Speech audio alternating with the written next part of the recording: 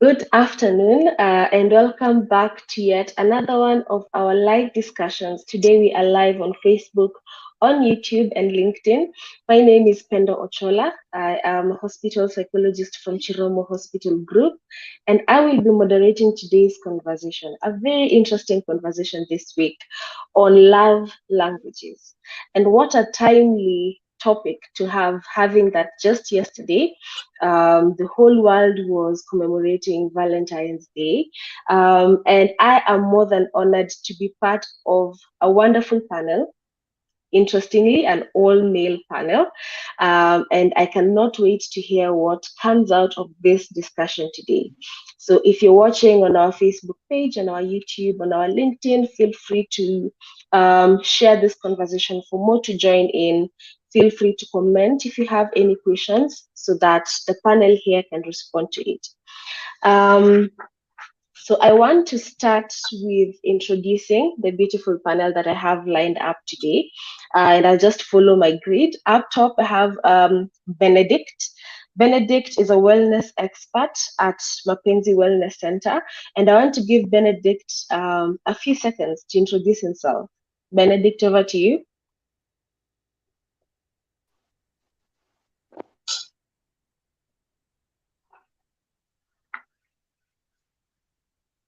If you can hear me, Benedict. Yes, I can hear you. Hello, everyone. Thank you. My name is Benedict Mongai. I'm a wellness expert, with my point of focus being couples therapy. And I'm glad to be here. Thank you. Thank you, Benedict. We are honored to have you on board today.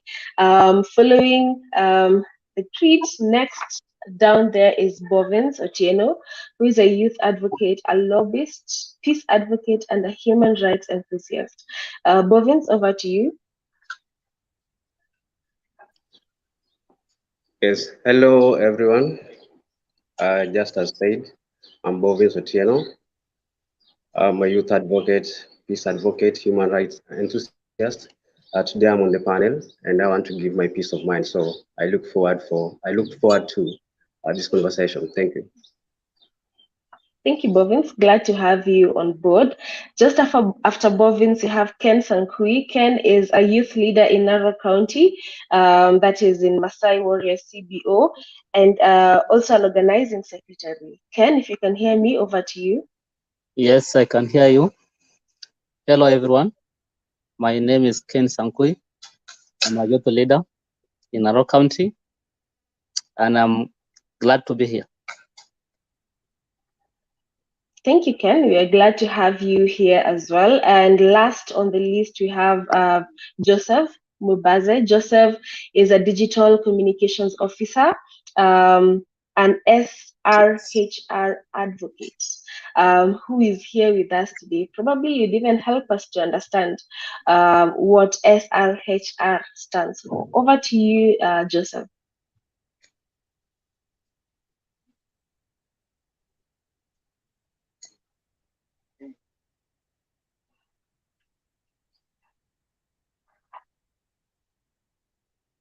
Okay, I'm not sure if we have Joseph with us yet, probably still working on connection, but once he joins us, we'll give him a chance to introduce himself. Now, over to the panel.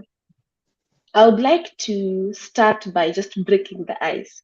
What inspired you to be part of this conversation on love languages? Let me start with Benedict. I'll just follow the grid as is. Benedict, what inspired you to be part of a conversation on love languages?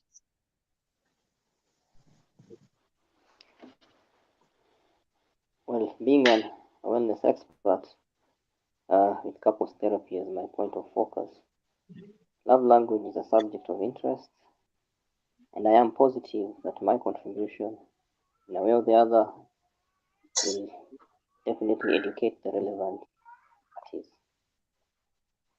parties. Thank you so much for that. Over to you, Bovins. Same question. What inspired you to be part of this conversation on love languages today? Thank you, Pendo. I have two reasons I can give out to answer that question. The first reason is the fact that the topic is kind of, the question is somewhat personal because it speaks about me and my people. Uh, I thought of hopping into the conversation because I wanted to share whatever works for me with others, right? And I also wanted to know what works for others. So I wanted to basically understand human psychology in terms of feelings and emotions. Thank you. Mhm. Thank you so much, Bovins, for that. I'll move on to Ken Sankui, having that you're not sure about Joseph's connectivity. What inspired you to be part of our conversation today on love languages? Ken? Okay, I got you. What inspired me more to be part of this conversation is that when I got to understand and put into practice the love languages, now I have a better and happier relationship. So why not share the knowledge I have on love languages to help others to get a happier and a better relationships? So I joined and be part of this to help others to have good relationships. Wow.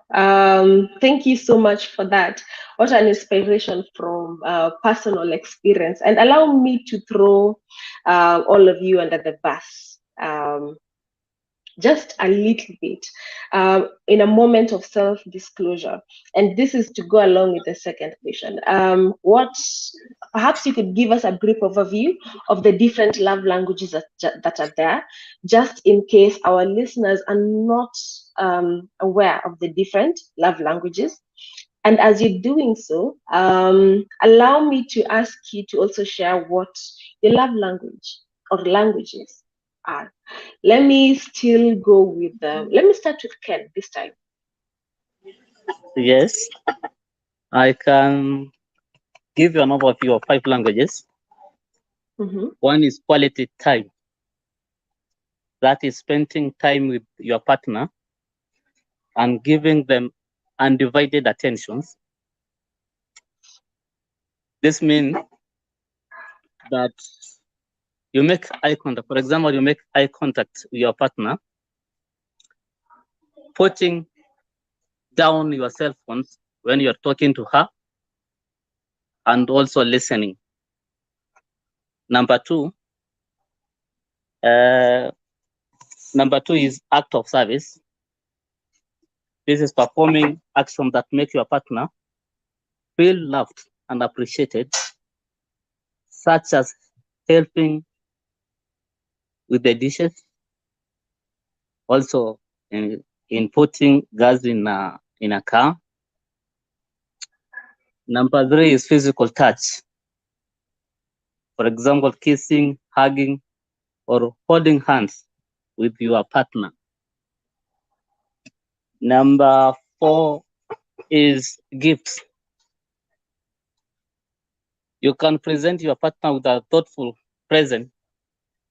For example, in yesterday, you can give your partner a red rose flower on Valentine. So that is a love language of gifts. Also, there is a word of affirmation, giving your partner compliments and telling them how much you care about them. For example, you can write a cute text saying "I love you" to your partner, and she will or he will feel appreciated and cherished. I think those can be enough. Thank you so much, Ken, for that. To the people who are watching this conversation live, I don't know if from Ken's overview of the different love languages, you've been able to pick what your love language is. Please feel free to go to our comment section. Comment whether you knew about love languages, comment what your love language is. But before we get that, I'd like to hear from our panelists. Ken, what is your love language, or what are your love languages? I have different one. different ways of Mhm. receiving love, Mhm. but my best is quality time. I like spending my Mhm. time with my family, friends, co-workers, and others. Mhm. So quality time is my love language. Okay. And you actually started with this when you're explaining the different love languages. So thank you, Ken, for that. I'll go over to Bovins. What's your love language? Or what are your love languages? Uh-huh. I have two on the list. Mine are quality time as same as Ken's, and then number two is gifting. I like to Mhm. buy and receive gifts, so I like much. So if someone else also gives or buys me a gift, represents a gift to me, that would communicate as a love language. Mhm. Yeah. Oh, thank you so much for that, Bovins. On to Benedict.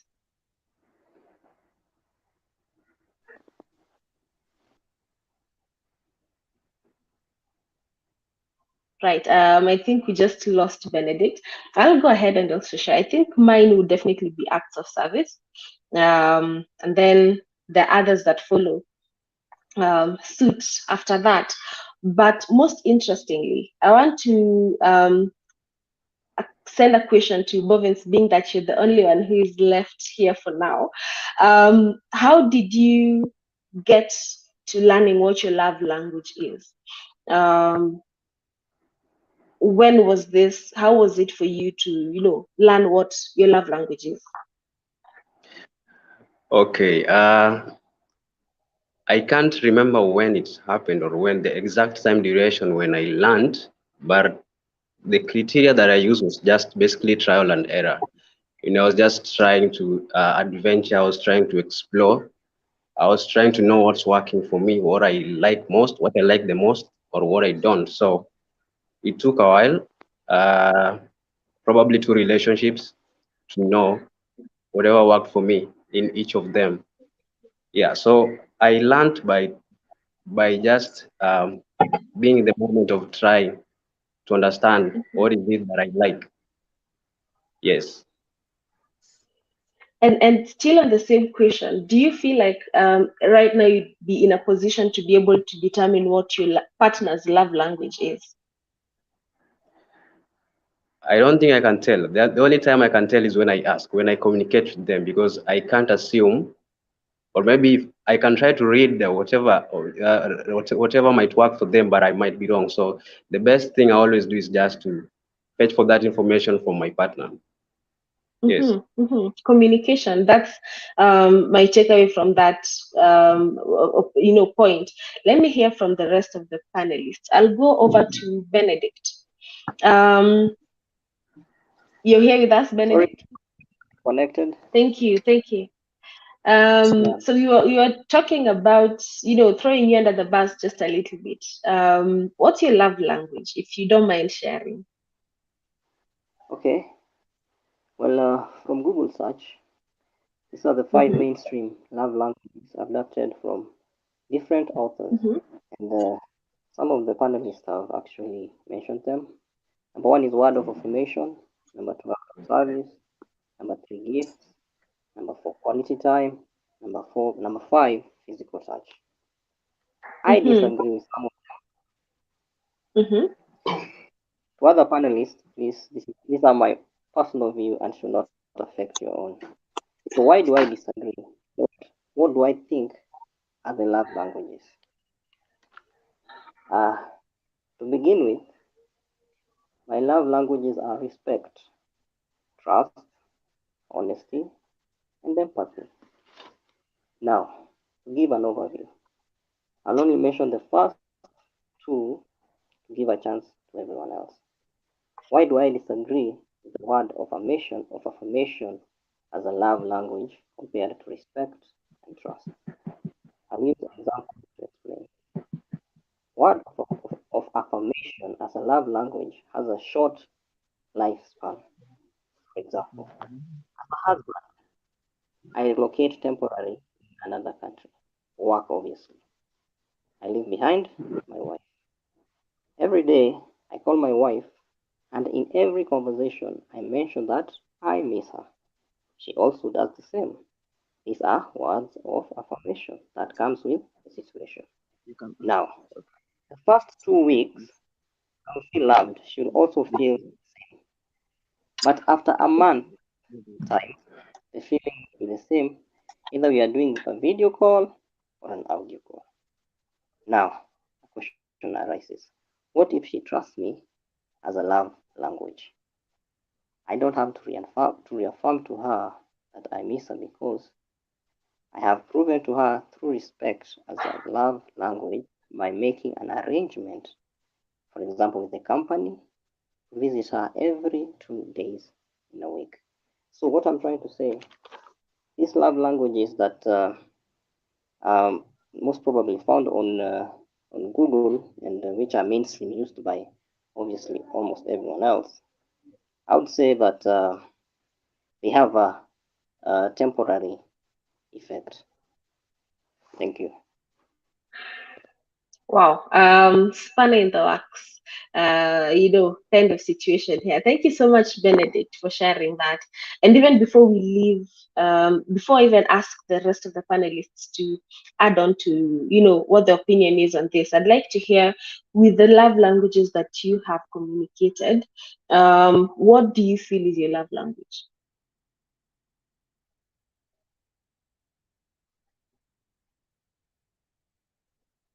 Benedict?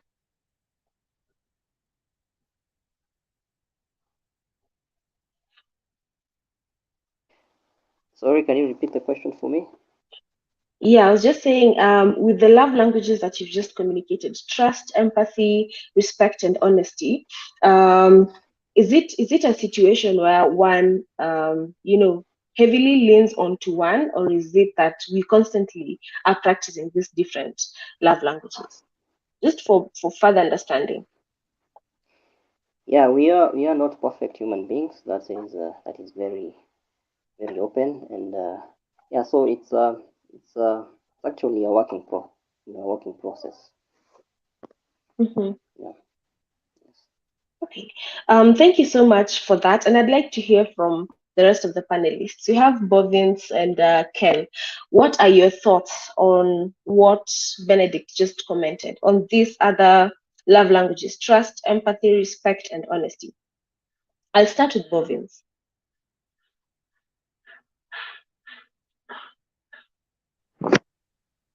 I think all the listing or all the love languages that Benedict is talking about, trust, empathy, and them put together, those are key things that we need in our relationships to work, right?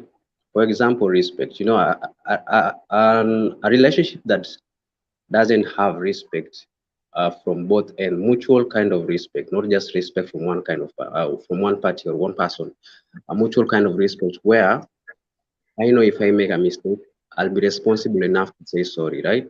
Because I know if I don't say that sorry, I will just probably get you feeling like I don't respect you, right? I'm disrespecting you probably, but then I'm not acknowledging the fact that this is wrong, and that might communicate a message of disrespect to someone else. And another example that you mentioned is empathy. Is it empathy? Yes, Empathy there's is also, empathy. Yes. Uh-huh. I think empathy can also communicate can also play a role in communicating love languages because, for example, let me give an example where something has happened. We have like something has happened to your partner, maybe to a member of the family of your partner, right? And you are their partner, you are their significant other. You're supposed to be there to comfort them. If it was someone they lost, or maybe they lost a job, maybe they lost just something they lost, something that they parted ways with. You're supposed to be there to comfort them, to feel empathetic, to give them that kind of your presence might be needed there to give them the idea that yes, you are there with them, you haven't deserted them, you are there with them, and you support them, and you're comforting them, and you'll always be there for them. So I think Benedict is right for me. Thank you so much for that. Before I go back to Benedict, I'd like to hear from Ken as well. Ken, what are your thoughts on what Benedict just shared? Spanning the works kind of situation here.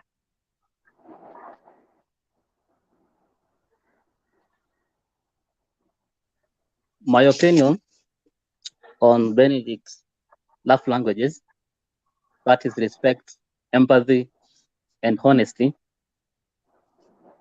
I think, on my opinion, I can't classify that as a love language, but I can say that it is the benefits of those of other love languages. For example, empathy, when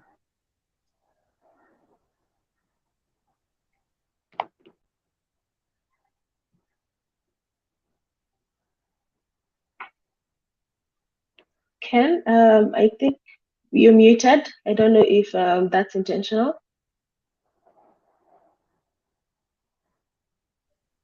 okay. I was saying, I think respect, honesty, and empathy are benefits of the love languages. So I think you can't classify them as love languages, but those are benefits of love languages. Okay, thank you so much for that, and I appreciate that you're having a very open, and free conversation here, just to understand this matter of love and expression of love, and also how we receive love. From Can you feel like these are the benefits of the love languages? I'd like to go back to Benedict. Having the commonly known love languages, the physical touch and the likes, and the ones that you've just shared, is it possible for them to coexist in that one would say that the main love language, say, is, I'll use my own example, acts of service, and probably followed by quality time. But in that sense also, there's practicing trust, empathy, respect, and honesty.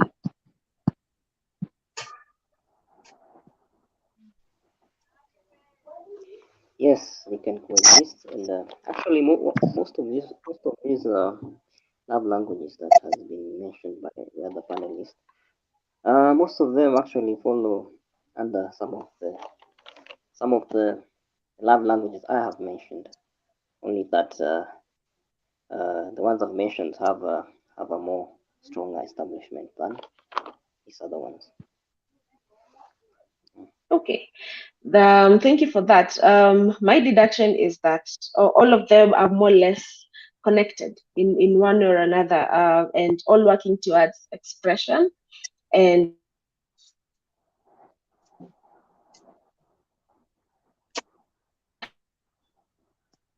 how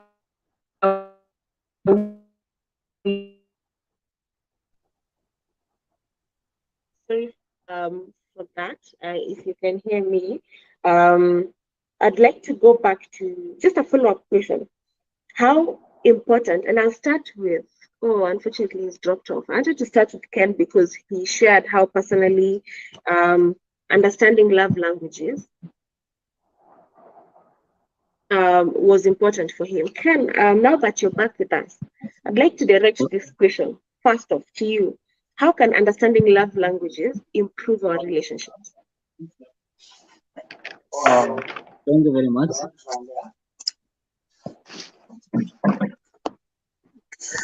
Love languages can improve our relationships through many ways. One, love languages can aid personal growth. Loving a partner in ways that are outside your comfort zone forces you to grow and change and look outside yourself. So love languages help you for your personal growth. And there's another one. Love languages help you increase emotional intelligence. This is by learning how to put someone else's needs above your own. Also, love languages can help us share love in meaningful ways. When one partner starts speaking another language, the things they do for each other become more meaningful. Also, love languages promote selflessness. In that, when one is committed to learning someone else's love language, you are focusing your needs, rather your your partner needs rather than yours. So this promotes selflessness. Also, love languages, we use them in everyday life. We can apply them in our relationships. Between parents and children, among co-workers, and among friends. So love languages have many benefits to us. Thank you so much, Ken, for that. And I'd also like to hear from the rest of over to Bovins and then down to Benedict. Bovins, over to you. How can understanding love languages improve our relationships? Okay. Number one, I'd like to mention that love languages definitely play a pivotal role because they could play Jesus in a relationship. What do I mean by play Jesus?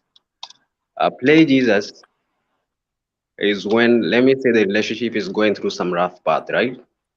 And maybe there's something that one of you or both of you are going through. And to correct that, to bring back the liveliness that is needed in the relationship, maybe if I was the one on the wrong end, I decide to do something. If, let me say, my partner's love language was gifting, and I decide, okay, so I want to make up for this. Maybe I made a mistake somewhere, and now I want to save the situation, or I want to correct the mistake that I did. So I decide to go out of my way and go and get a gift that I know is emotionally attached to my partner. So I know after doing my research that if I get a gift that is probably going to evoke her emotions in a positive way, she's going to calm down if she was mad at me or something, and or we are going to look for a common ground, search for common ground where we can air out our issues if we had issues. So that is number one. Love can play Jesus. That is, it can save a relationship. Number two, love languages can cultivate the culture of forgiveness. So the culture of forgiveness is kind of related to just my number one point, where if you have issues in between you guys, between you two, you can decide to break up the bad blood by doing what you know. If you do for your partner, they'll love it or they like it, or they'll maybe cool down, or it will just make them rethink at the situation that they put you in, or they put the relationship in. So love languages, I believe, they cultivate a culture of forgiveness in a relationship. Uh, Another reason I can also give is love languages strengthen bonds, the relationship bond, the love bond in a relationship, right? Because let me say, if a love language for a couple is spending quality time, an example I can give is if every weekend you guys go out and spend some quality time, that will make your bond grow stronger and stronger. Unlike a relationship or couples which, I can give an example of couples which over the weekend they are so consumed with their work and they don't get to spend time together, right? They might have other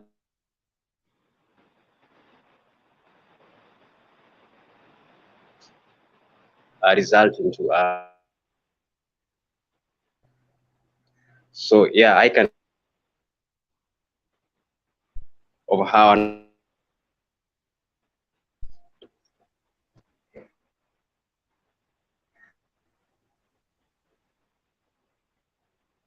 Okay. I think we're having a connectivity challenge. I don't know if that's only on my end, but we seem to have lost Bovince's audio. you can't hear me. Now I can hear you.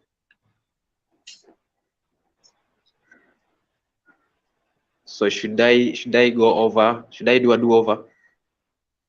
No, I think I just lost the last few seconds of what you said. I think it's okay to carry on. Okay. I was talking about love being able to strengthen bonds. Mm-hmm. Yes. Thank you so much for that. So, how love languages can assist in can improve our relationships. One, saving a relationship, cultivating forgiveness, and finally strengthening bonds. That is from Bovins. I'd like to hand this over to Benedict. How can understanding love languages improve our relationships, in your opinion?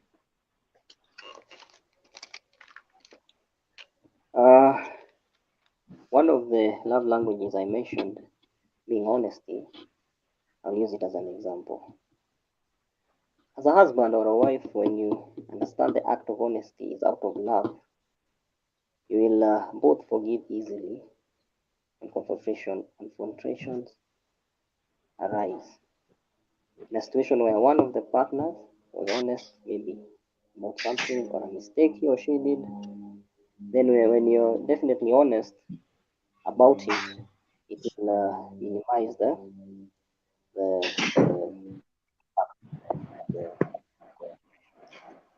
confrontation. Sorry.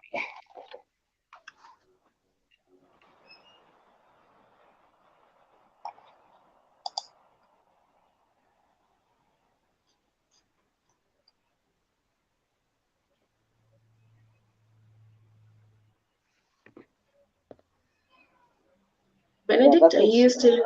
Yes, now I improve. can hear you. Yeah.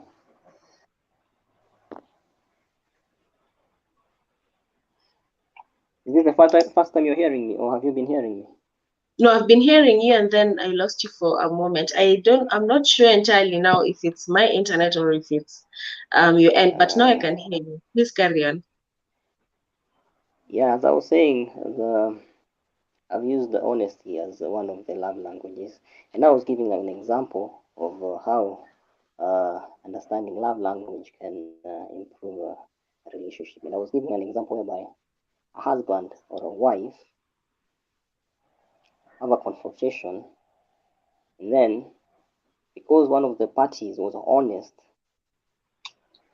there's a very high chance that he will forgive very easily, and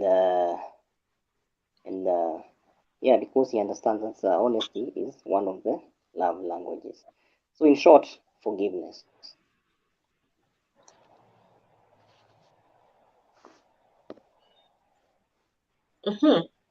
Well, thank you so much, Benedict, for that. I hope I'm not cutting you short. No, that's it. Okay. Thank you so much for that. So we're all looking at how these different love languages could help in fostering relationships, and not just even fostering, but also mending when people are going through patches. It's as normal for people to have misunderstandings and go through rough patches, and you're learning how love languages can even work to assist during those moments. I'd like to, direct the next question to Ken, and then over to Bovins, and then finally with Benedict. How do love languages change over time? Is it common for people to have multiple love languages? Do our love languages also change over time? I think that's where we could start. Let me start with Ken. I think, yes, love languages can change over time. For example,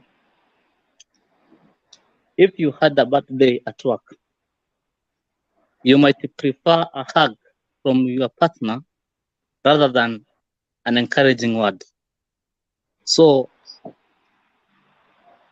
for example, your partner love language is quality time, but now she needs a hug. So in this example, you have seen that it changes over time. Also, you can have more than 2 languages or even 3, depending on the situation.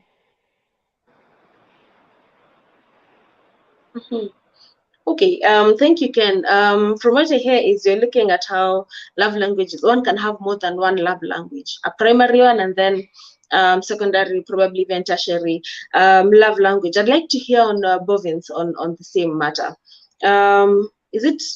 Can a love language change over time?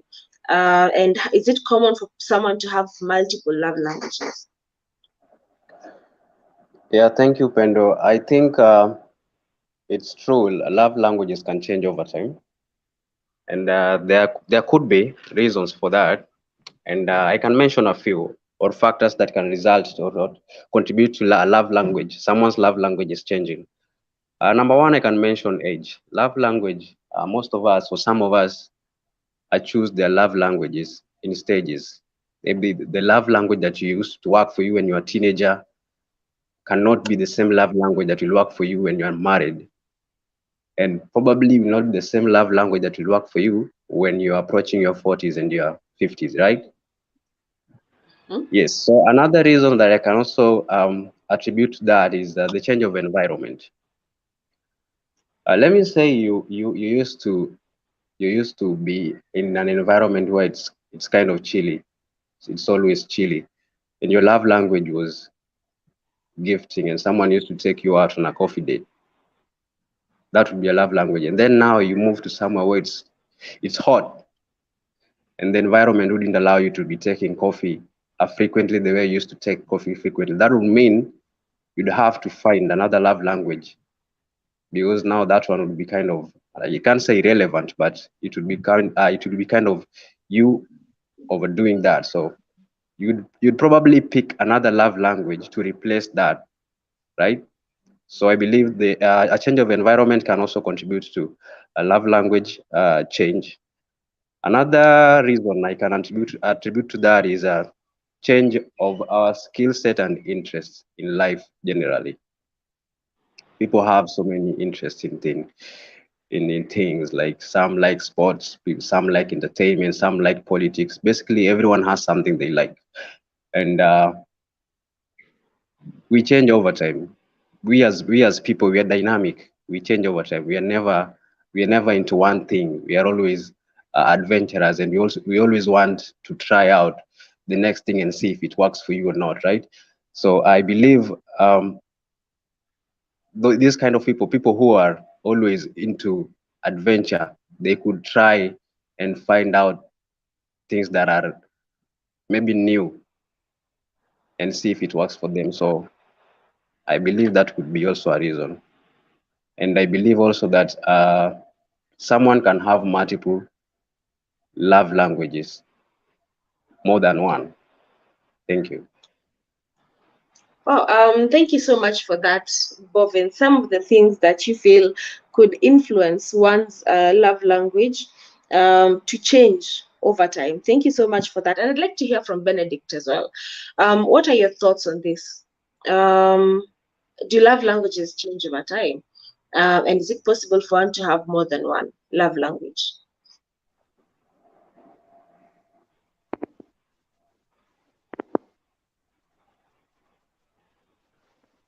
Can you hear me?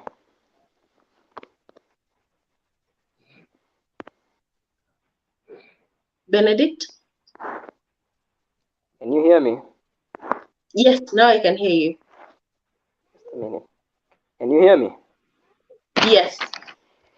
Loud and Yeah, clear. okay. As for me, I don't think love languages do change. Yeah, I don't think they do change. And I will use an example of respect. In most African cultures and some communities all over the world, as a wife, you're not allowed to, for example, to be in front of your in-laws or your friend with a very short skirt. But now there's this scenario. Culture changes. If now there's a culture shift, and now that are allowed even in front of your in-laws or in front of your friends, in short, it's overboard.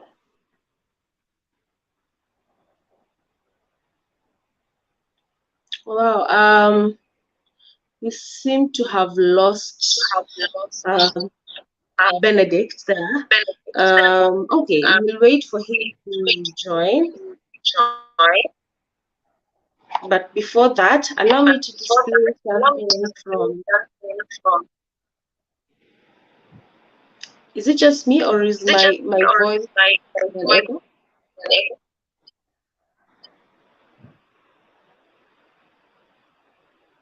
Someone can please confirm for me. I can hear you. Do I have an echo? Yes. No. Yes, you have.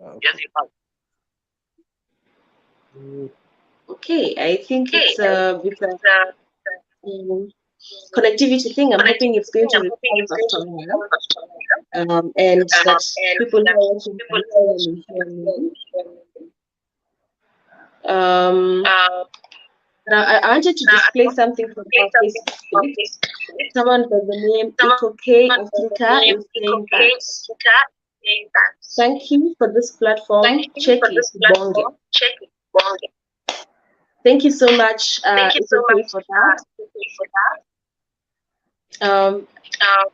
Working along with our Tufunguke initiative, this is a platform where it's open for all of us to freely speak about lived experiences with the aim of destigmatizing mental health. So thank you so much for that, and I'm glad that we have this panelists to join us here today.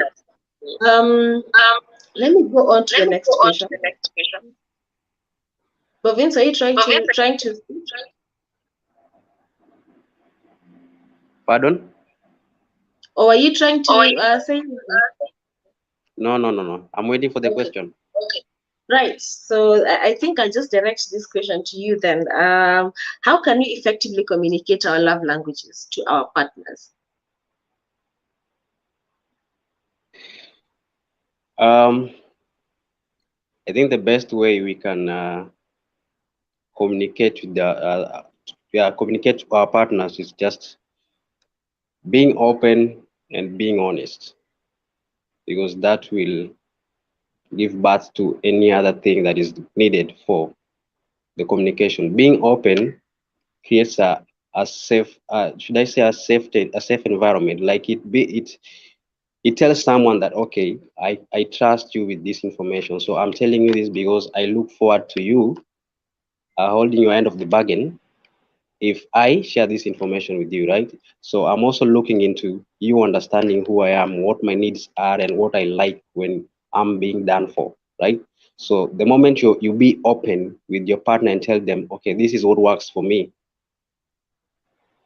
it creates that trust bond. And when you're honest about it, the understanding level and the communication level of the relationship will be top notch. So I think the two really matter, openness and honesty.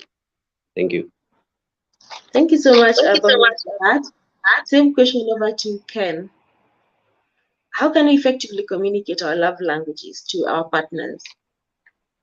Oh, thank you very much for the question. We can communicate effectively to our partners by learning more about our partner's love language, as well as the way our partners prefer to show and receive their love. So in that, we can avoid miscommunication and misunderstandings. When you know the love language of your partner, you can now effectively communicate it to her or him. For example, if your partner love language is act of service. You can help your partner with the dishes, and that your partner will feel appreciated and loved.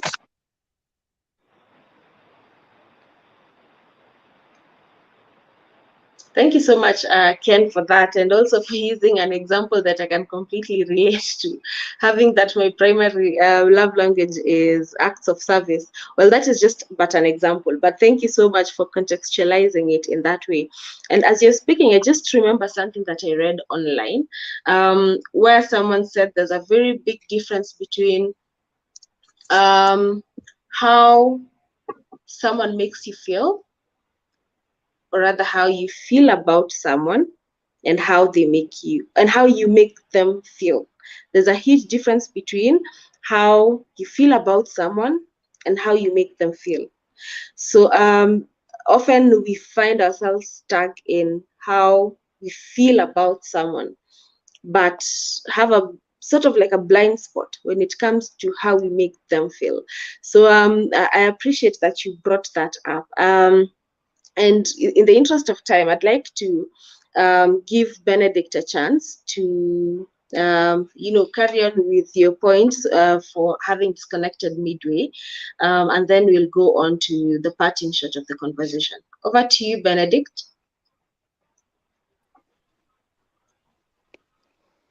Yeah, sorry, I got disconnected. So, I was talking about respect, and respect as a love language doesn't change. And I was giving an example of African cultures, whereby some African cultures and some other communities all over the world, whereby a woman who is married is not supposed to be in front of the in-laws or your friends with a very, very short skirt. But now the culture shifts, and now it's more acceptable that, yes, you can have a miniskirt even in front of your in-laws, in front of your husband's friends. And I would ask, why would they tell you not to wear a miniskirt? It's because they understand we as humans, we have the human natural feeling that it is triggered, and that is the sexual feeling. It's triggered when obviously you see a thigh and whatnot. Now, what if there's okay, I've mentioned what if there's a culture shift, and then the short skirts are allowed and whatnot.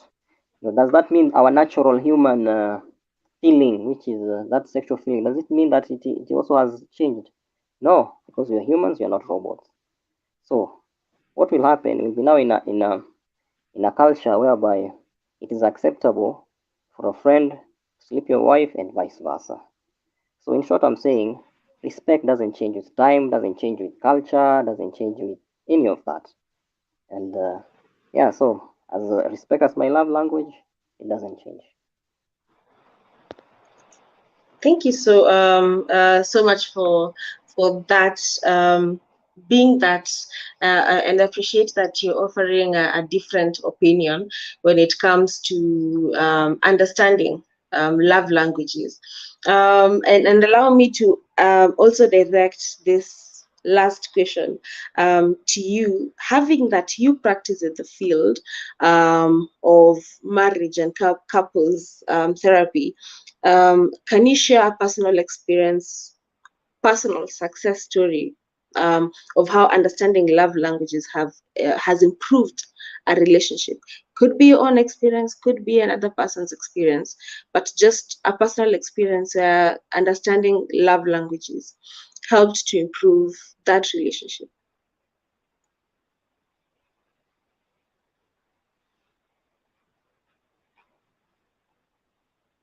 Over to you, Benedict.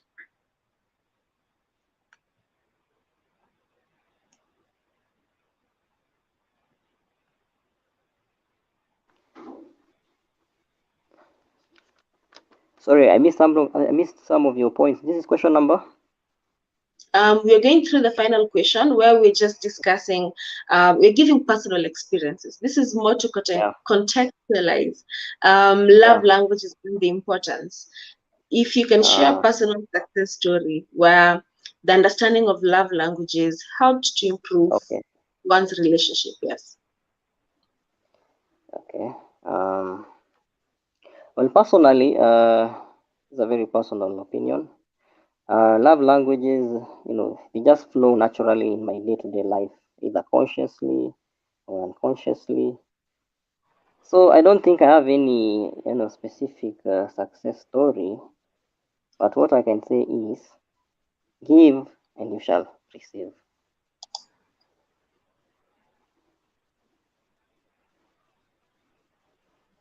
Yes. Sorry, You. I'm not sure I got the last bit clearly. I'm saying the last one is, you've asked, Uh-huh. if I have any personal success story, right? So Mm-hmm. my point is, I'm saying, in my day-to-day life, love languages, they just flow naturally. So it's either consciously or unconsciously. So in short, I don't have any specific success story, but Okay. what I can say is, give and you shall receive. Mm-hmm. Mm-hmm. Okay. Thank you so much for that. Give and you shall receive. Thank you so much for that, Benedict. Over to Ken.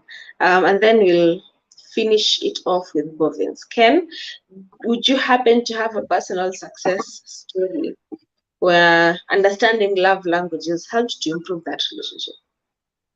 Yes, this will be a very little personal. There was this time we are struggling in our relationship. We did not talk or spend time much together with my partner.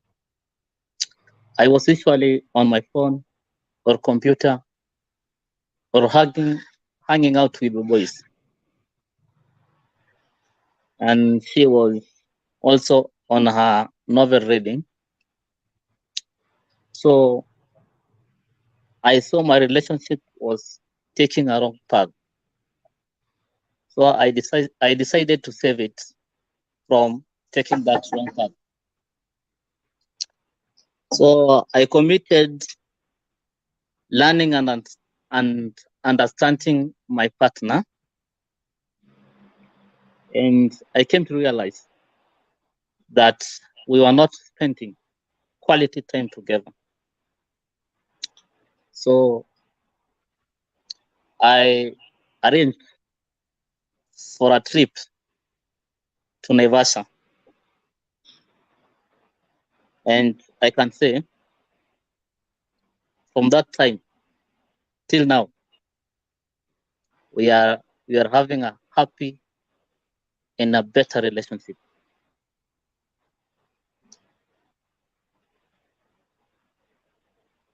Wow, thank you so much, Ken, for that moment of self-disclosure, and for sharing it, as you said in the beginning, for other people to also learn from some of these experiences. So thank you so much for that. Before I even go over to Bovins, allow me to share a comment that is coming in from our LinkedIn Live from Rose Mwangi, who is saying, great insights. Thank you so much, Rose, for listening in and for interacting with us here. Over to Bovins. Just to, as you're concluding this conversation, personal experience or a success story you've had where understanding love languages helped to improve a relationship? Okay, so from my end, I don't think I have a success story because when it comes to love languages, I only came to learn about them like 2 years ago, and the relationships I had previously, I don't think we even knew what love languages were. I don't think we had any idea that there are things we call love languages. That's something that can work for you, it can work for me. We would just do things and say we love each other. If it is a matter of spending time, we'd spend time because we are too love birds. If it's a matter of gifting, we'd gift because we are too love birds. So we didn't understand that there was a language called love language where everyone has their own thing that works for them. So I know I did some of these things in my relationships, but I did not acknowledge them back then as love languages. And currently, I'm not having any kind of relationship, so I can't say I have any success story. But I know I will have a success story to tell some other day. Thank you. Thank you so much, Bobby, for that. And also just bringing it to our attention how we're not born knowing these things. Some of these things we learn as we're carrying on with life. Some of these things we learn because you're actually backed up against the wall. Things are just not working, and you have to figure out how to improve some of these things. So appreciating that in life, it's always a constant journey of learning new things as we go through the life. I want to finally acknowledge a comment that came in through our Facebook page. This is from Agnes Ndinda, who is saying, keep up the good work. So this is a comment that I want to dedicate to all our panelists for being here in this conversation, for sharing your insights, for the public to be more aware about themselves, about how they communicate and receive love.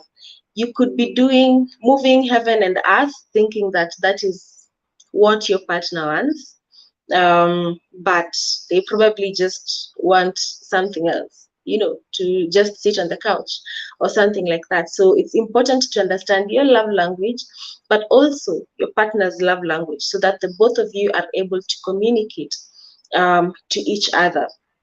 So I want to appreciate the panel that you've had today and the conversation that you've also had today. I also want to highlight that it's interesting that you're having even more men in this conversation as compared to previous conversations within the same topic, especially because just yesterday we, in collaboration with some other partners, were in a men's conference event where men were being exposed to more information about their mental health, appreciating themselves more, learning about themselves more. And we are working to create a space where each and every one of us, regardless of gender, are able to embrace and embrace and lead healthy mental health life. So I want to thank everyone that has been here watching this conversation. I want to thank everyone that has interacted with us. And I want to remind you that every Monday we have a Mindful Mondays tweet chat. Next week's conversation is going to be on heartbreak. And I want to welcome you all to join us. That is going to be on our Twitter page at Chiromo Hosp GRP. Your insights are welcome, and we look forward to having you on board. Don't forget to be joining us on these conversations every Wednesday, either on these platforms that are here today or on our Twitter for the Twitter Spaces segment. I'd also like to draw your attention to a few things, and that is our toll-free number that is displayed on the screen. That is 0800 220 000. This line is manned by a psychologist on the other end, and it is there 24/7. So if you have a friend who you feel would benefit from this, if you would benefit from this contact, please save it so that it could come in handy. And I'd also like to share our initiative that we are running, that is the Tufunguke initiative, that focuses on creating safe spaces for us to openly talk about mental health. Tufunguke is Swahili for let's open up. Let's create spaces where people can freely talk about their experiences, freely talk about their caregiving experiences, so that we can normalize the conversation around mental health. And finally, if you would like to learn more about Chiromo Hospital Group, I would like to direct you to our website that is on www.chiromohospitalgroup.co.ke. And we have a lot of information there, from blog posts to self-assessment tools to some of the partnerships that we have had to make mental health more accessible. So please feel free to go to our website to gain information about mental health. Finally, remember that in everything that you do, your mental health first. There is no health without mental health, so your mental health first. I want to thank you all for being here, and have a good rest of the evening.